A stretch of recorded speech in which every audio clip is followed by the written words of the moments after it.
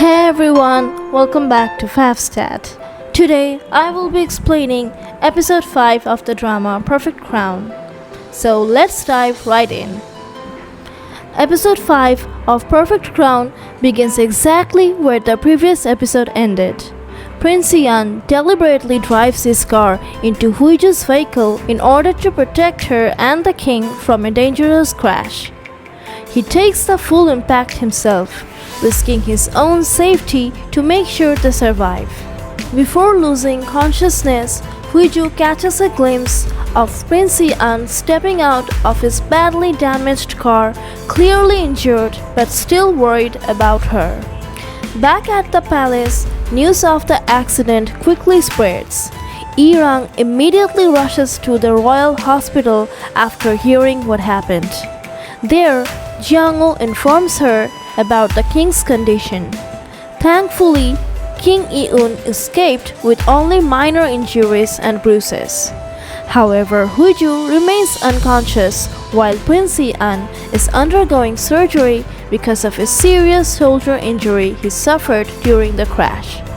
Irang soon discovers that the king had secretly been riding in Huiju's car at the time of the accident. At the same time, reporters begin learning that Huiju was the driver, and the media starts circling around the hospital looking for answers.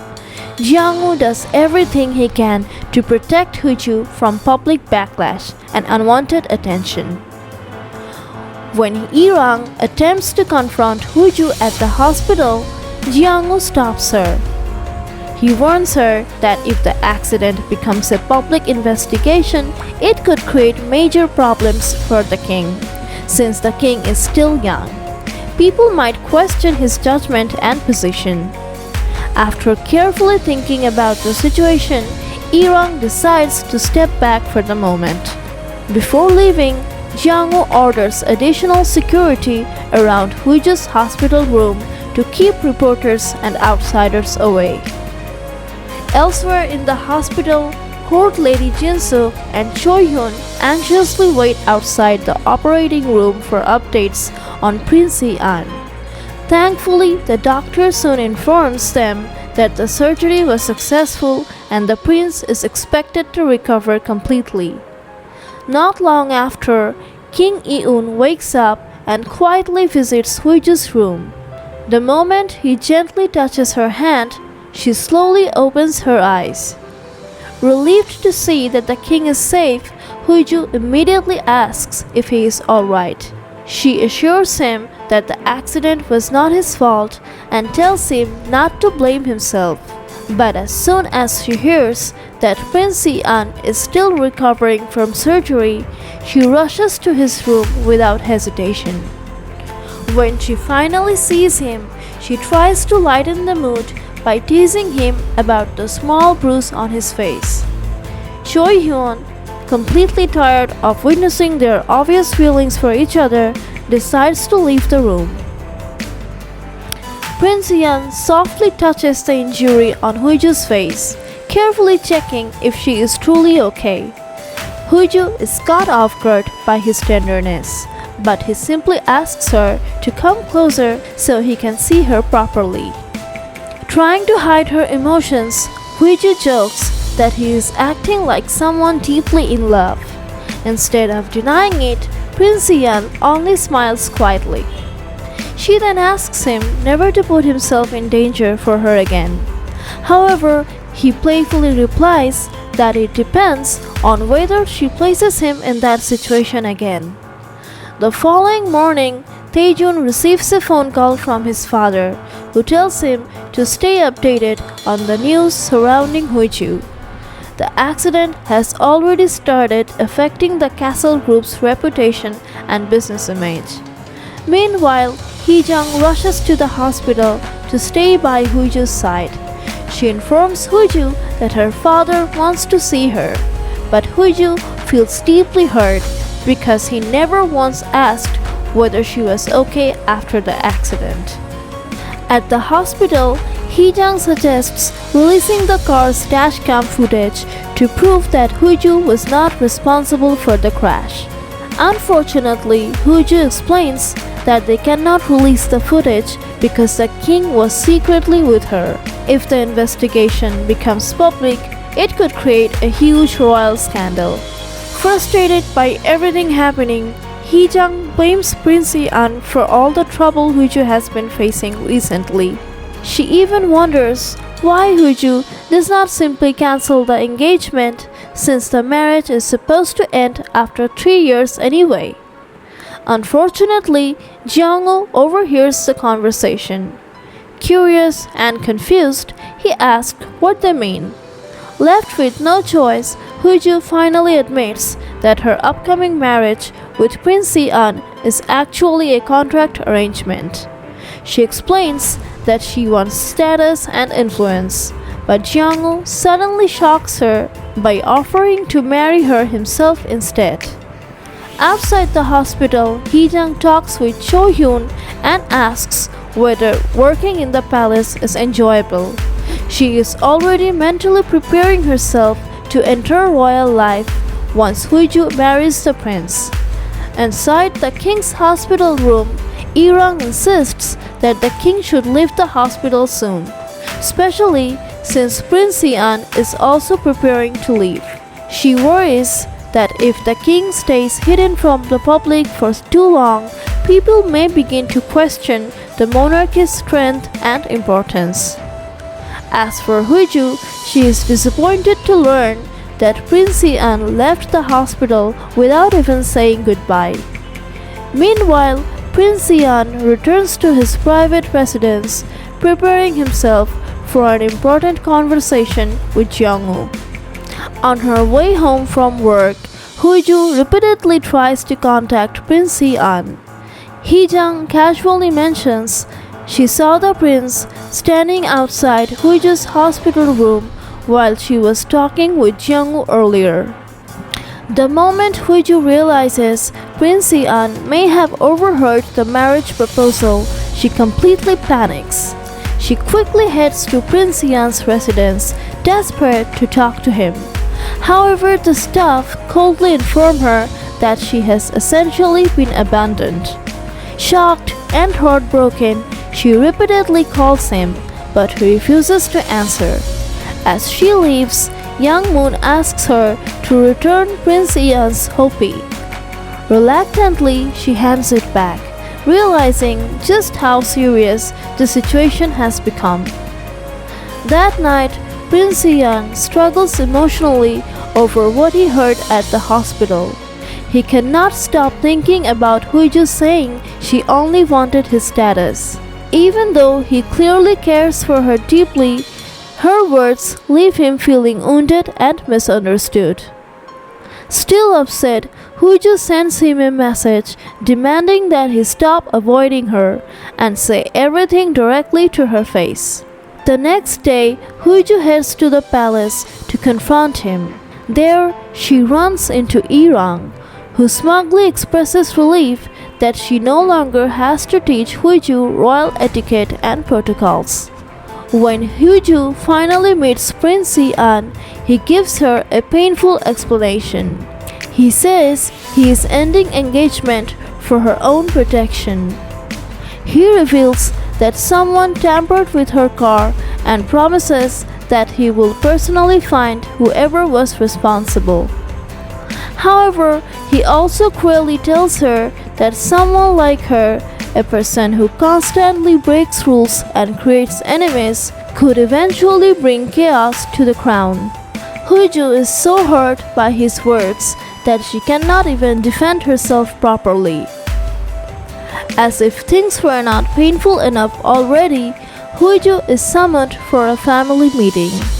Taejun accuses her of always seeking attention, while her father demands an explanation for the broken engagement.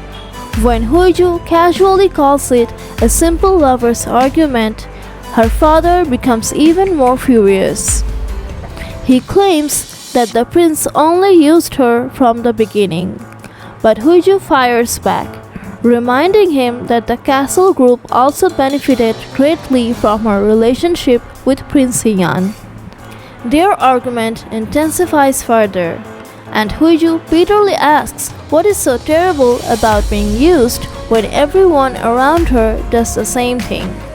Her father blames her for the company's falling shares, but Huiju dismisses it angrily before storming out. Afterwards, she contacts Lee Jong and tells her to investigate the last mechanic who worked on her car. Meanwhile, at Prince Ian's residence, Choi Hyun questions why he suddenly ended things with Huiju. Prince Ian recalls the painful memory of his mother's tragic accident. He witnessed the entire incident as a child, and the trauma still haunts him. He fears that Huiju could one day suffer a similar fate because of him. We also learn that Jiang-woo encouraged Prince Ian to end the engagement in order to protect Huiju. Believing himself responsible for the accident, Prince Ian decides to step away from her life for her safety. Still, before doing so, he prepares a special farewell gift. The gift turns out to be an invitation to the prestigious inner court banquet, an exclusive royal gathering attended by only 20 carefully selected nobles with spotless reputations. When Huiju learns she was not initially invited, she feels disappointed and insulted. Matters get worse when her PR team suggests using one of the invited noble women as a brand ambassador instead. Just then, Choi Hyun arrives carrying a personal invitation and elegant dress from Prince Ian himself. However, Huiju stubbornly refuses to accept it and repeatedly sends Choi Hyun away despite his efforts. Frustrated by her rejection, Prince Ian finally messages her, asking her to reject him properly in person instead of avoiding him. When they meet again, Huiju angrily calls him a coward. During their tense confrontation, she jokingly threatens one of his cats with an arrow, causing Prince Ian to rush forward and stop her. In the process, he injures his hand. As she wraps his injured hand with her scarf, Huiju quietly tells him that he should never surrender to the wishes of people trying to control him.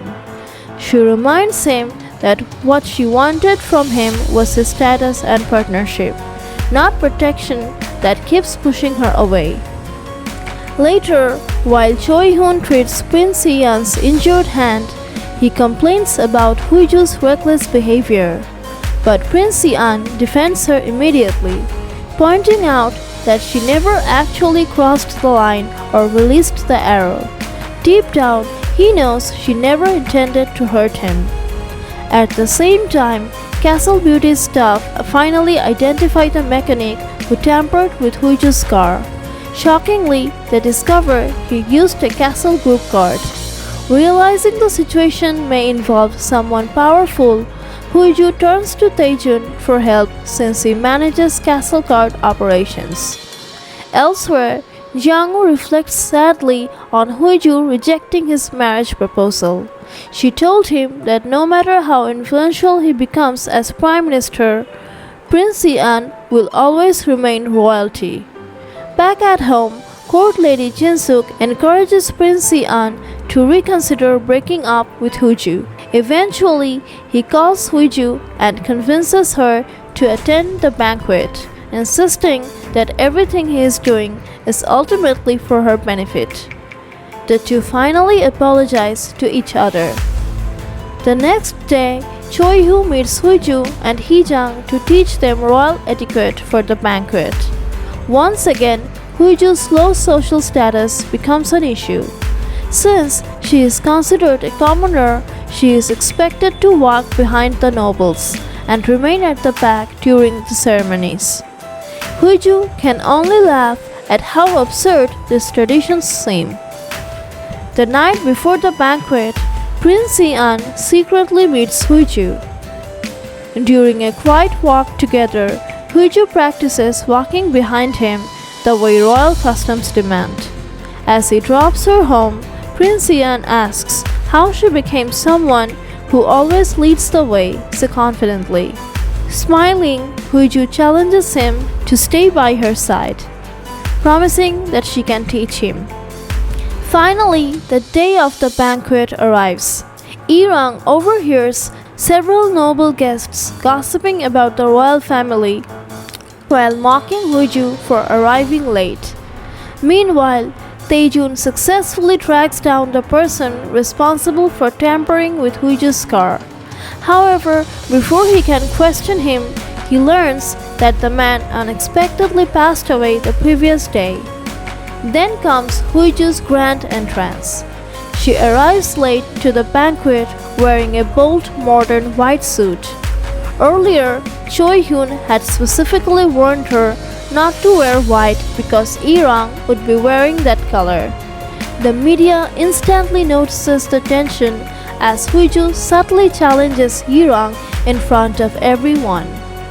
Despite the provocation, Irang maintains her composure and calmly questions Huiju about her outfit choice. Huiju innocently claims she did not realize modern clothing was inappropriate. She also explains that she arrived late because she got lost inside the palace grounds. Toward the end of the episode, Irang subtly tries to make Huiju uncomfortable by suggesting a long walk through the royal garden. Despite the intense heat, Huiju is clearly struggling, but suddenly Prince Ian walks over to her side. In front of everyone, he asks Huiju to teach him how to lead the way. He declares that he will no longer bow to anyone and will fight with everything he has, just like her. Then, hand in hand, the two confidently walk forward together, passing the noble women and heading directly toward Irang. Some guests stare in admiration, while others burn with jealousy at the sight of the royal couple standing united. The episode's epilogue takes viewers back to their high school archery competition. After Huiju won the event, Prince Ian quietly stayed behind to congratulate her. At the time, Huiju misunderstood his words and walked away after politely bowing. Jeongwoo witnessed the entire moment when Prince Ian asked what he thought about Huiju. Jeongwoo simply replied that she was pretty, and the prince silently agreed. And that's how episode 5 of Perfect Crown comes to an end. If you enjoyed this explanation, don't forget to like, share, and subscribe to FavsChat for more K-drama recaps and drama explanation. Also leave a comment below and tell me your thoughts about this episode and your favorite scene. Thanks for watching, and I will see you in the next recap.